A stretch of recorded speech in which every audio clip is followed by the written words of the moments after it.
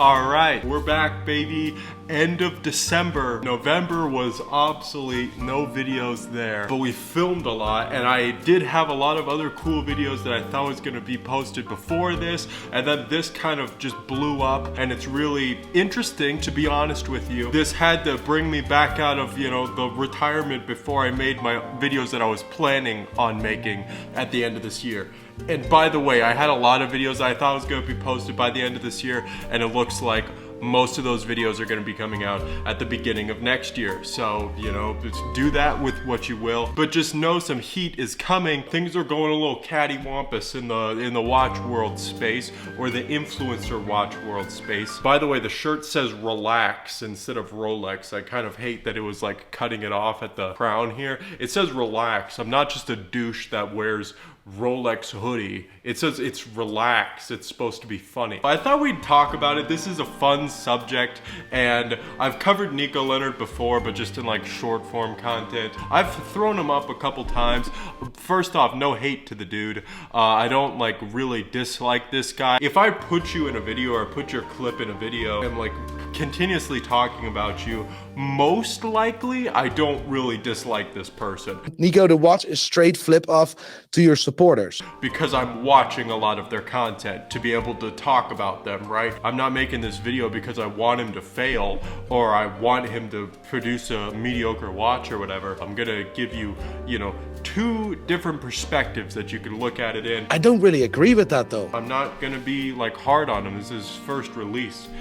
But saying that, this is a pretty big deal because it's his first release, and it's this self-proclaimed watch expert and everything. My name is Nico Leonard.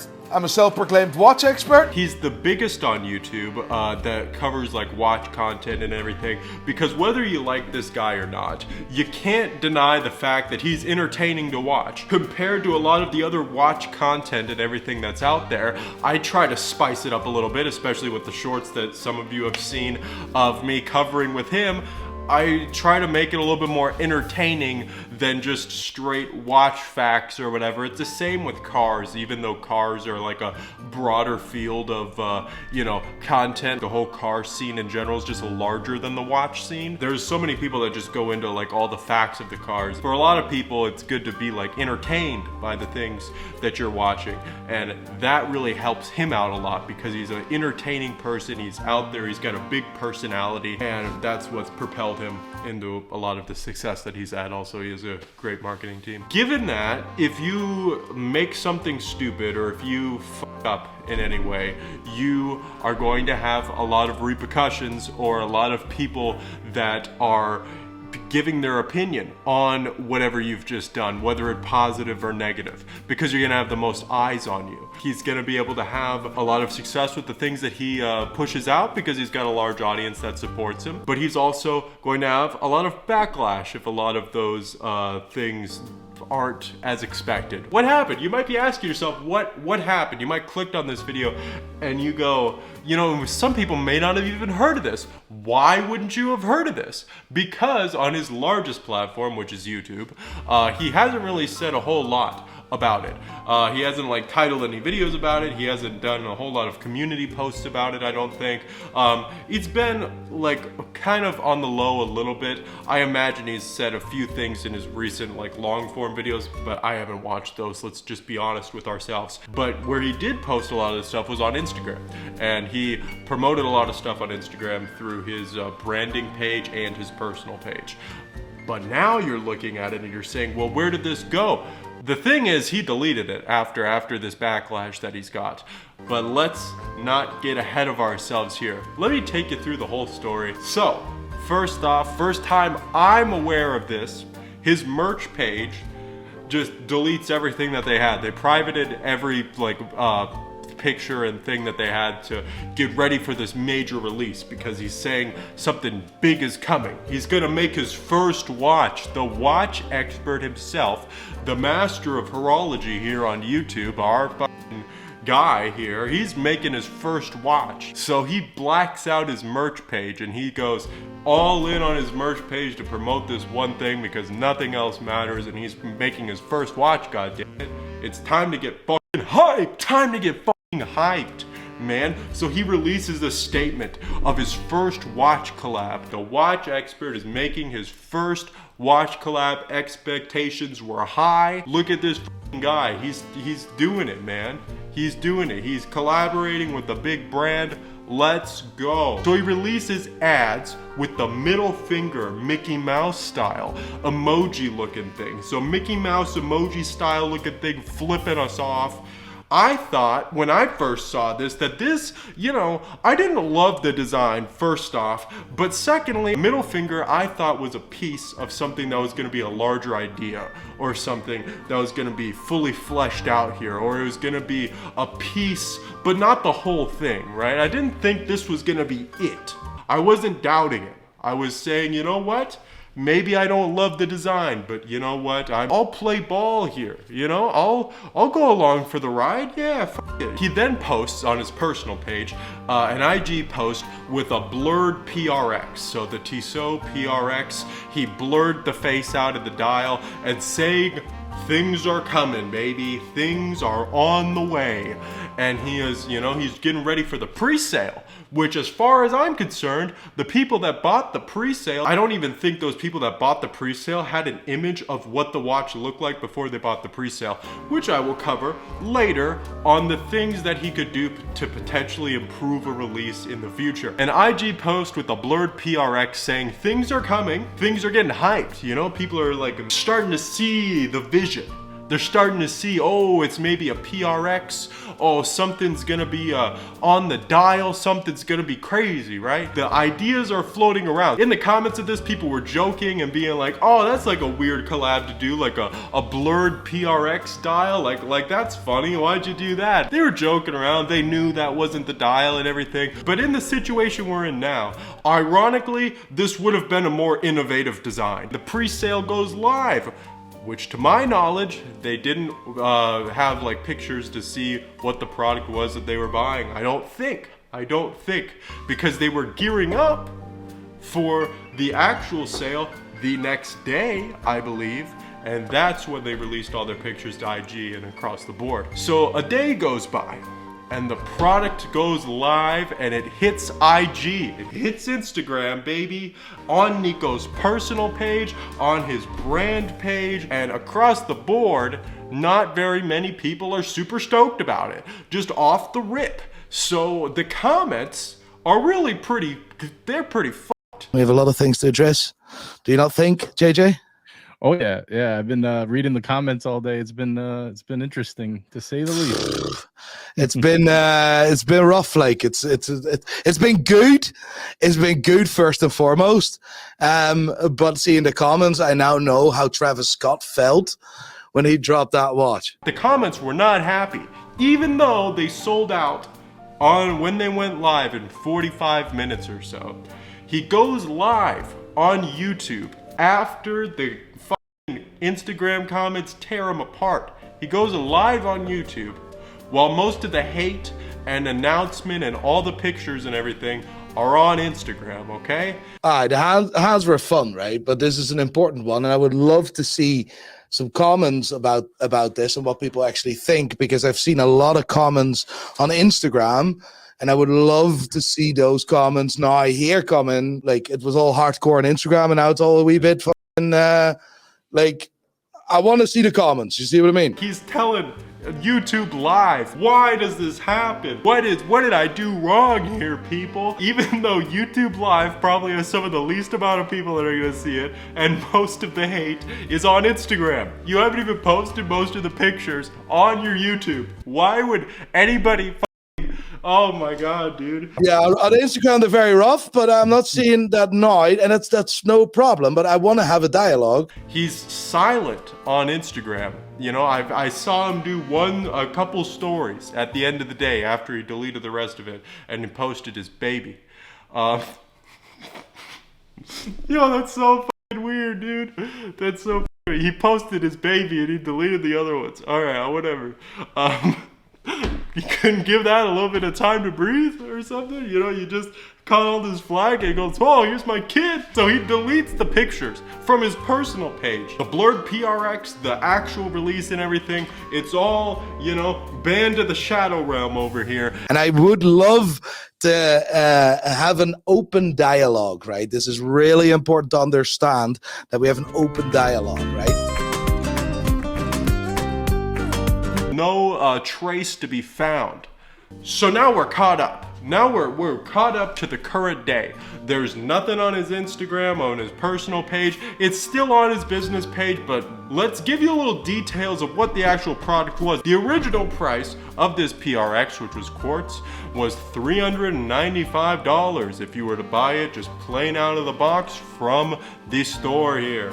And the price that he was selling it for with his hand-painted middle fingers on the dial was $1,264. You know, it's getting close to $1,000 markup to be able to paint 2 middle fingers on the dial, flipping anybody off who looks at the watch.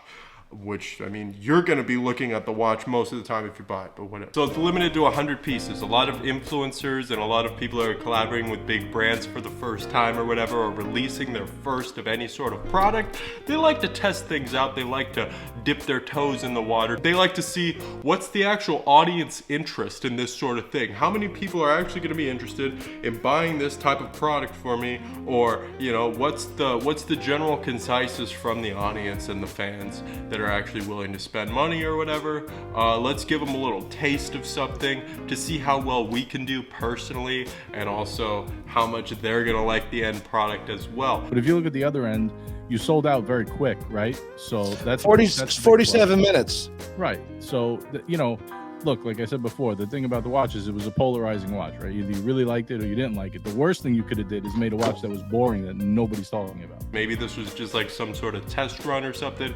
It's not a lot of watches at all. If you look at any rare watches or anything like that, a lot of like super rare watches, most of them are gonna be over 100 pieces worldwide anyways. But this is, like, again, an influencer collaborating with someone else. So that's bringing it into a different category. And he's not Travis Scott. So don't even start on, oh, Travis Scott just released this thing with AP. His is 200 pieces or whatever. But see, in the comments, I now know how Travis Scott felt when he dropped that watch. Made in a quartz movement, which a lot of people were pointing out that old Nico Leonard that was ripping on fashion brands and he hates Hublot and all that stuff, he would have said off with that, you know, just shove that in the loony bin for putting a quartz movement, basically doing a glorified fashion watch for over $1,000. So here's some of the comments that I saw on his Instagram post when he first originally had it up and before he deleted it. People were saying he was a sellout. People were saying old Nico Leonard would never do this. He can't believe that you can hate Hublot and release this at the same time. Imagine, they were saying, imagine hating Hublot and then releasing this dog shit. Okay, so that's like a bold statement right there. It's also a bold statement to release this. People were saying it's not even automatic. It's a quartz movement. I mean, of course, that's a big glaring fact right there when you're looking at the piece. You're going to, well, damn. Well, damn, Mr. Watch Expert. Damn, Mr. Fashion Watch Hater. Damn, Mr. Hublot Hater. You released a quartz watch, didn't you? When you had a chance here to release a watch for the first time with a big brand, and you said, fuck it, we're releasing a quartz watch that flip everybody off to buy it. Fuck yeah, baby. What did you honestly think about the watch? If I was to make any criticism, you know, this is what I told you when I first yeah, please. Is it a Powermatic 80? That was the first thing I asked you. I would have probably not won quartz, but you know, I understand for price reasons, you know, it makes more sense to go quartz. And then this leads us into the other comment. It's like a fuck you to the fans. I mean, you've released what looks to be a very low effort thing on your part. I'm not saying that the artist that's painting these on the dial is like not talented. They're cool, probably. From their perspective, it looks really low effort. It doesn't appeal to the standards that they thought you were as a watch expert, right? So you hating all the fashion brands and all that stuff, you've really put yourself up here. My name is Nico Leonard, I'm a self-proclaimed watch expert. Who really hopefully values quality and horology and all this. Like, he loves watches. He's got such a passion for it. He hopefully values all this quality because he would never buy a Hublot or any of these things that are deemed as less quality in the watch space. This is our guy right here. And then you release something that they see is lower quality. It's a very blatant in-your-face watch, and you know, I could kind of see how people are like, oh, it's like a f you, because the sign literally means that. Kevin, thank you so much for your comment. Nico, the watch is straight flip off to your supporters. I really appreciate what you're saying. I don't really agree with that though, because there's a lot of, first of all, a lot of time, a lot of effort, and next to that, people get a glass watch with a glass story. You see what I mean? So, like, this is something I disagree with. You're also putting in what looks to be, to the fans, is some of the least amount of effort possible. So, you know, people are also commenting like, oh, it's probably not even painted, like it's probably just a sticker slapped on the dial. He confirmed in the videos that it is hand painted by somebody that spends like an hour and a half or something on each dial, which is pretty cool. This is a good segue into what not a lot of people expected when they click on this video, the positives. Let's talk about the positives of this watch, which I know, shocking. We're gonna be talking about the positives first, and I actually think I have an equal amount of positives and negatives for this watch. So he says he spent a lot of time on packaging and presentation to bring out the wow factor when you really open up this piece, receive it in the mail, and you can see it for the first time. You need a nice presentation. Next to that, the really cool box, like I wanted to upgrade the packaging, which was really important for me because I always think it needs to be a wow factor. When you buy a watch from us, when you open the box, it smells nice. It's a wow effect, right? So same with this. So we bought these belly cases, and the watch has been transported into that with a nice graphic, and it's really cool. First impressions are a big thing, baby. So he wants you to be blast in the face when you like receive this package, like, oh my God, the packaging is beautiful. And then you can be disappointed with the watch, but you keep the packaging because you goddamn spent all your money on it. I haven't bought one of these watches personally, so I'm not being able to unbox this thing and tell you how it really is. But having run my own businesses and running my own businesses, I know that the cost of these things can be, like, you know, substantial. These can be substantial costs and things that you really need to think about for customer experience and what people really get out of buying your product. I mean, you look at people like Apple and different things like that, even the camera and stuff that I'm using, the watches, the jewelry, anything. It's more than a product, it's more of an experience with a lot of these brands that hold themselves up to a higher reputation. So, you know, I like to carry these things into some of the other businesses and everything that I've done, so I can understand these costs that he wants to incur and deliver an experience to his customers. So I respect that. I don't know how much he spent on all that stuff. I don't know how much it is per package and per item that he goes out and everything. So I can't tell you all that, but I'll respect that he's put effort into that. Just being able to bring those two companies and businesses together is a whole thing and a whole process of itself. I could respect that too. It's one of the first big, like, a just regular influencer guys with a big watch brand and everything, which I think is really cool. This is, generally speaking, it's a pretty good thing for the space. Was it executed the best it could have ever been done? Probably not, no, but it's a good start, and I don't think it's that big of a fuck up. Some people are gonna like it, some people are not gonna like it. That's fine. They sold out, which is an important thing. The more that these things are more successful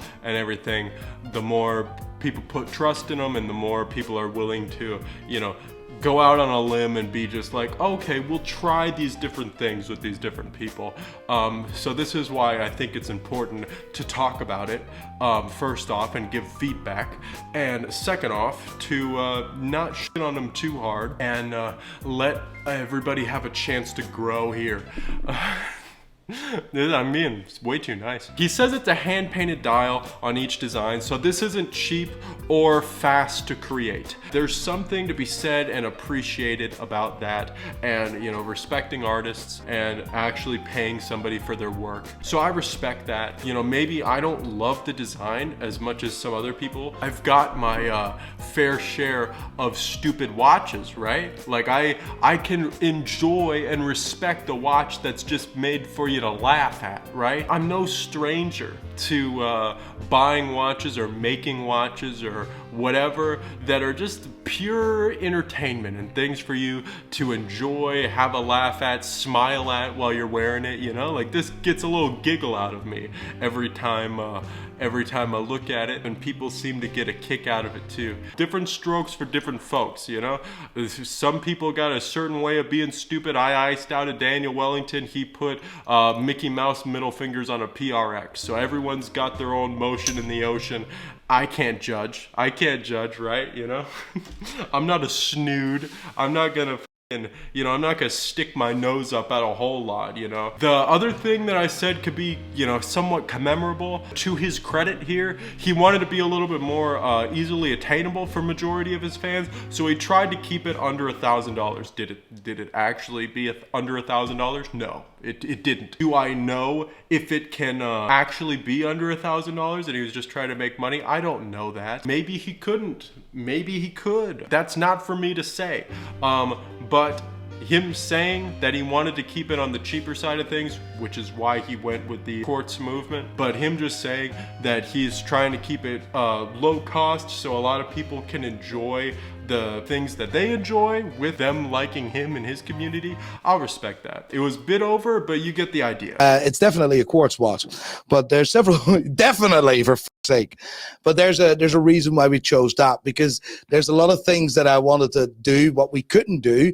One was including stay under £1,000, which was vital for me, but that was quite hard with the Powermatic. With the automatic movement to do that, right? That's just sheer impossible, to be honest. He claims it was more fun than money, like he made this more as a fun adventure than as a monetary gain, which I'll respect that too. I've done a lot of that stuff too. I value comedic jokes and a lot of other things than just making a lot of money as well. People like money and money's good, but having a laugh is also important. And I think, I could see him doing that. I mean, hell, I have a signed condom by Horatio Pagani in the drawer over there, and that condom business was my business that we did in high school. That was like almost purely a joke. It just, sometimes you got to start whole businesses based off of jokes here. I'm no stranger to that. I'll ice out a Daniel Wellington. I'll start a condom company and have Horatio Pagani sign it. I'm no stranger to creating things and dumping money into a joke. So maybe he did that too. But then he follows that up. Actually, he starts the YouTube stream by saying, like, before they really got into it at all, he starts by saying, well, it's not a crime for people to make money, right? It's not illegal for people to want to make some bread out here. And I saw a lot of comments with cash grab, but I mean, like, it's not illegal to make money. Now, it is like representative to how much it actually costs. Not that much profit. It was more fun and more to bring out some madness, which kind of worked. And then he proceeds to tell us about how he wanted to keep it, under $1,000 and, all that stuff. And he didn't, care about the monetary gain. It was more like for funsies. But then he proceeds to start the stream by saying, oh, well, it's not illegal for us to make money, right? I mean, those are kind of two different perspectives to put it at, but he says it in the matter of like 20 minutes. So, I mean, take whichever side you want, I guess. The last thing that's a positive here is it's cool to see more social media and influencer people work with big brands. This is legitimately a pretty cool step. It's not that serious. If you like him, you like his community, you think he's cool, enjoy the watch, okay, if you bought it. If you didn't buy the watch, it's not your problem, okay? Yeah, exactly. That's it. It's not your problem. You buy the watch, you like it, okay, cool. You bought the watch and you don't like it, sell sell it on the secondary market. I saw people trying to list that shit for $2,500 bucks. What was that? The dudes that bought the pre-sale and then they saw the pictures when it released and they're going, oh, fuck. This is all it is? Oh, shit. We gotta pawn this one off real quick. Who the fuck is paying for that? Oh, limited edition, 100 pieces worldwide. Go fuck yourself with that shit. No, never, never. Let's get into the cons now, which is probably the most expected part of the video. All right, number one, it's quartz. There's not a whole lot else to say because we will cover the other shit down below.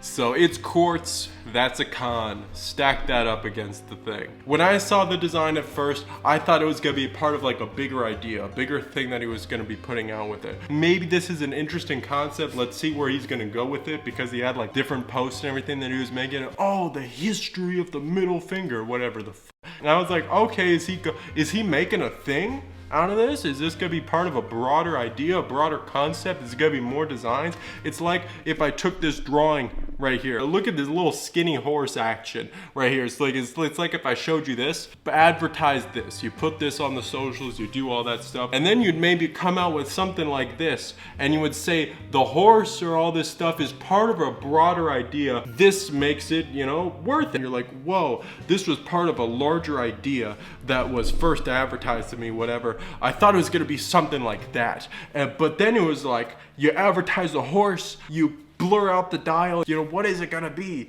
And then you just slap the horse on the dial, the literal horse that you just advertised all over everything. You just slap that one horse, you see it and you're like, oh, that's it. And you're like, oh, this sits for a while. You go, oh, that's it? Disappointing to say the least. Number three, he initially got up, okay, this is so stupid. This is so fucking stupid. Weeks before he released this masterpiece and he wanted to bestow this gift upon the world, okay? Weeks before he did this, he was getting upset with another like a social media brand and a watch brand collaborating together. He was getting upset over this. He was like, God damn it! That devalues the watch brand. He was not impressed with that thing at all. He thought it devalued the watch brand. And before I had saw his interpretation of it and his ideas of the watch, I had actually saved those pictures of that watch on my like pages because I thought the watch was cool. The difference is between his watch and this watch that he was critiquing a couple weeks ago. Something I would have worn regardless of the collaborator there. I don't have to care about the person collaborating with it in order to rock that watch and think it's clean. It's nice, it was clean. I would have wore it, you know, even if somebody different had advertised it or whatever, or if it even wasn't a collaboration, whatever, just a clean watch. With this, I feel like you really, like, no one would have bought this if they didn't know it was yours, right? Nobody would have paid this amount of money if you weren't the one endorsing it and designing it. Even you wouldn't. And if you had seen this as just like a regular release on the company, you would have shit on that. Let's be honest with ourselves here. So most of the viewers that are like casually watching this, they may not be super into watches, but they know that you hate Hublot, right? So that's one of your main things, one of your like trademark things. Oh, who's the guy who hates Hublot? Oh, it's Nico Leonard. They know that for you, a brand like Hublot symbolizes a lack of quality, attention to detail, and doesn't provide much value for the price point it's being sold at. So from an outside looking in, I can see how your fans are surprised that a figure in the space that they thought would stand up for quality and a true love for watches that means something as a whole, just loves them, this is his passion. And so they would be surprised that his debut into making his own watch and collaborating with a larger watch brand is something that quite honestly looks slapped together with very little thought, and then plus it goes against a lot of the things that he's said previously about fashion watches and everything, because it's like, you know, it's similar. It's similar. I think it was just a shame privating it. You know, if I had designed something or put a lot of work in, you didn't really give it a lot of chance to stay up there. It was something that, you know, if you were to explain the time that it took or the value that it had, or, you know, things that made it important and special to you and why you would think it's special for your audience to have it and everything, give it a little bit more meaning. I understand it also could have been a joke, so maybe it didn't mean that much to you. And the PRX itself is a platform for what we wanted to do, right? So it could have been a different watch, could have been something else, but the PRX is actually quite irrelevant because it's about the artist doing something, right? To give you an idea, an artist is sitting, say it takes an hour and a half to hand paint these dials. I mean, that's where people pay for time, for like next to that, the really cool box, I wanted to upgrade the packaging. I don't know, it just shows a lack of pride in, you know, the things that you're working on. If you can just get like hate comments and be like, oh fuck it, I'll just take that down, like it doesn't matter that much, I'll just keep posting like regular and just pretend it didn't happen when people are just looking at it on your feed there. I mean, that just like, that's a little disheartening. So I don't think you're gonna lose much support over this. People are either gonna buy it and they really like you and they already support it and they thought the watch was funny because they know your personality and everything. That'll be great. That'll be great for them. Rock it and have a good time. Me personally, I think it's a really cool release. I mean, look, if you're taking it seriously as like a hard piece of horology, like, then you're making a mistake. That's not the watch for you. But if you want just something a little fun with some nice hand painted detailing, it's cool. Most people, it's only limited to 100 pieces. Most people are not gonna buy it. Only 100 people have bought it. You have 1 million followers. Most people are not gonna have it. It's gonna be swept under the rug in the next couple months, and then they're gonna forget it and they're gonna continue to support you. I genuinely don't think you've lost that much because of this. First off, I would listen to people. The good, the bad, I would listen to feedback from a lot of people. Either videos like this or comments, all that stuff, the live stream that you tried to do, different things like that. Open it up on your platforms and don't be afraid of the backlash. The like worst things that you could do is private that shit, delete everything and just like pretend it never happened. Next time, design better. I can't help you with that. You design your own shit. I can't control what you want to release or what you think is cool. You maybe put a little bit more time in, maybe pass the design around a couple more people in the office. But it is evident that there needs to be a trip back to the drawing board at some point. Like you said, the wow factor with your presentation and your packaging and everything like that, let's bring a wow factor to the actual design and art and product in general. So personally, after this backlash, if there's gonna be a pre-order or something or any sort of order, you can hype it up a bit, but I don't think you need to hide everything before you release it. You should put more design stuff out there. You should be like, yo, you know, this is the real shit now. Let's get into some real gangster shit.